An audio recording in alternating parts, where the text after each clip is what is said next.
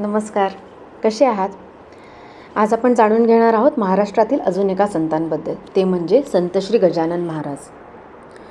श्री गजानन महाराज हे बुलढाणा जिल्ह्यातील शेगाव इथे पहिल्यांदा आढळले. त्यांचा जन्म कुठे व कधी झाला याबद्दल काही माहिती नाही, पण 23 फेब्रुवारी 1878 साली ते आढळले.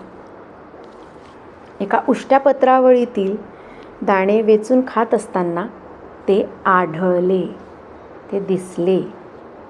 हे भाग्य लाभले त्यांच्या भक्तांना, भक्त बंकटलाल आणि कुलकर्णी यांना.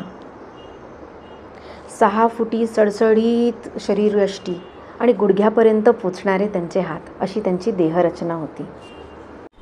श्री गजानन महाराज हे आधुनिक काळातले संत असले देखील तरी पण त्यांनी त्यांच्या भक्तांना बरेच चमत्कार दाखवलेले आहेत.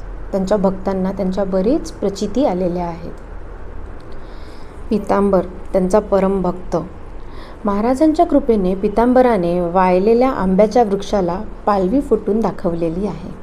तसेच योगमार्गामुळे महाराजांनी नुसता हाताने पिळून उसाचा रस काढलेला आहे.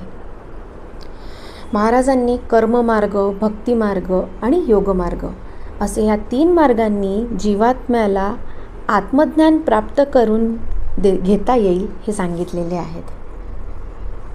श्री दासगणू महाराज म्हणतात, कोणा कोणीचा काहीच कळेना, ब्रह्माचा ठिकाणा कोण सांगे, साक्षात ही आहे परब्रह्ममूर्ती, आलेसे प्रचिती बहुतांना. संत श्री गजानन महाराज यांनी 8 सप्टेंबर 1910 साली शेगाव येथे संजीवन समाधी घेतली. गणगण गणात बोते. असेच अजून महाराष्ट्रातील बरेच संतांबद्दल जाणून घ्यायला चॅनल फॉलो करा, लाईक करा, सबस्क्राईब करा. धन्यवाद. पुन्हा भेटूयात.